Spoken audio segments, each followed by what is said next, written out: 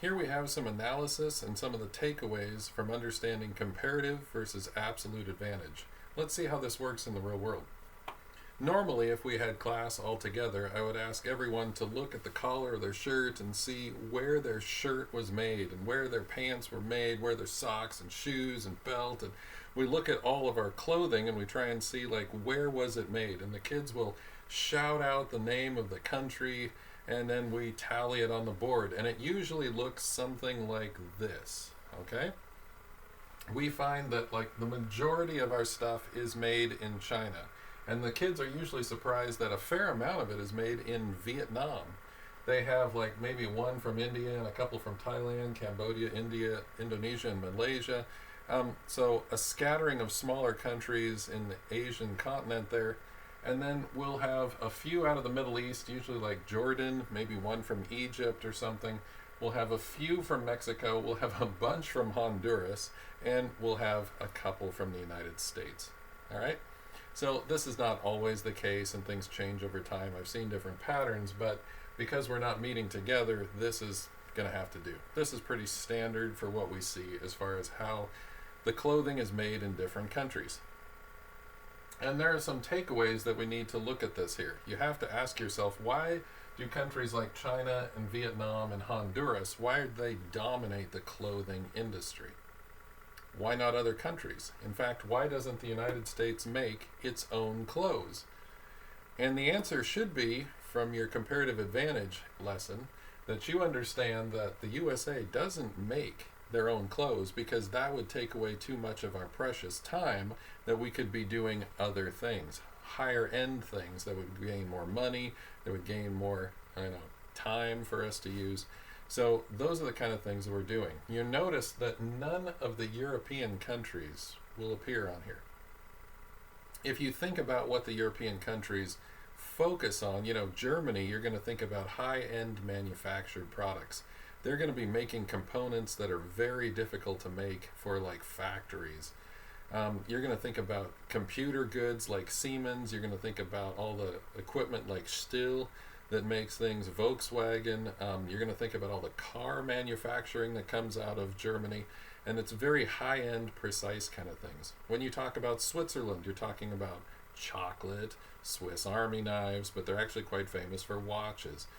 When you talk about Italy, you're going to talk about very expensive, fine clothing goods, Armani, things like that, or the cars that the Italians make, like a Lamborghini, so things that are very high end, that's where they put their time and energy, and they say, we don't need to worry about basic stuff like clothes, we'll let someone else take care of it.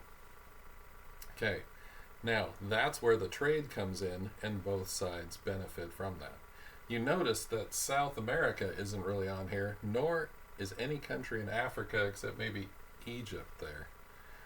Unfortunately, there are some countries that are so low on the capital scale they cannot even form, factories that are going to be able to produce clothing. So clothing is kind of a middle tier, low end to middle tier manufacturing type of thing. So that's the example there. All right, another takeaway we're looking at here. We've got to understand that manufacturing are these low end, middle end jobs that we used to have in America, but have since gone away because other people could do it better and faster. They were willing to work for a lower cost. And so in their country, they might get paid only 10 cents an hour. And people in America will say, well, that's ruining our jobs. Yes, jobs in America and manufacturing have absolutely collapsed in the last 20 or 30 years. On the other side of the coin, though, what you're getting are goods that are absolutely incredibly cheap when it comes to making those things. So the producers have disappeared and been harmed, but the consumers have been given that back. So it just depends on, how you're looking at it. Are you the person losing the job? Then trade is bad. Are you the person that's buying the stuff in the store? Then trade is good. So those are the trade-offs that we talked about in Chapter 1. You've got to think of it that way. So other countries make our clothes and we trade, and that gives us more time for high-end production. And this is what causes some problems in the American society, because Instead of going and working in a factory, you now have a chance to go work in an industrial center that can make some very high-end goods. You can engage in a professional degree like teacher, doctor, lawyer, those kind of things. The problem comes with, what if you can't or won't engage in those high-end sort of things? What if you won't go for those? What if you say, I'm going to develop myself to the minimum ability and I just want a job that pays well? And you say, well, there are none of those left in America. So there is none of those jobs that have these like manufacturing abilities where you can get into a factory and you can kind of learn a repetitive task and you can do this all day and you get paid really well for it. Those jobs just don't really exist. So the repetitive task jobs, they're usually minimum wage now in America. And then you have the professional high-end jobs, and we don't really have anything in the middle. So our consumption patterns have benefited greatly, but it's caused quite a shift in our society. We have people on the low end, and we have people on the high end, and as people say, we don't really have a middle class. Well, no. What we should be doing is striving to get as many people into the rich category as we could. So unfortunately, that's something that our society is still wrestling with right now. And certain populists, like Donald Trump is a leader of the populist movement, says he wants to bring back manufacturing. Well, we absolutely can bring it back. That means that we will make it here in America, and those jobs churning out t-shirts on an assembly line can be here in America, and now your t-shirt costs, what, $30, $40, $50 as opposed to $4 or $5 or $6 if it's made in China or Vietnam. So if we block trade with those countries, we can do that. We will get those manufacturing jobs back, and in exchange we will also have to pay the much higher prices. So if you're a consumer, then you say trade wars are absolutely bad, and if you're a person who wants to work in manufacturing, you say, hey, now I can get a job. My question is, but why? Because if you really want to develop yourself to the best of your ability, in America you have the highest potential to get that done, and you can actually do those high-end jobs here in America. That's why Silicon Valley is here in America and not somewhere else around the world.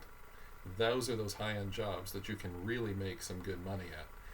And if people were striving for those a little more, I don't think we'd be having this debate as much. Okay? So those are just some takeaways to talk about here and look at as far as analyzing these things. A final word of warning about what's coming in the future.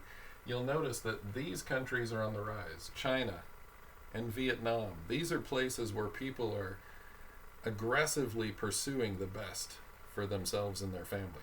They're saying to themselves, we were poor. We were very poor.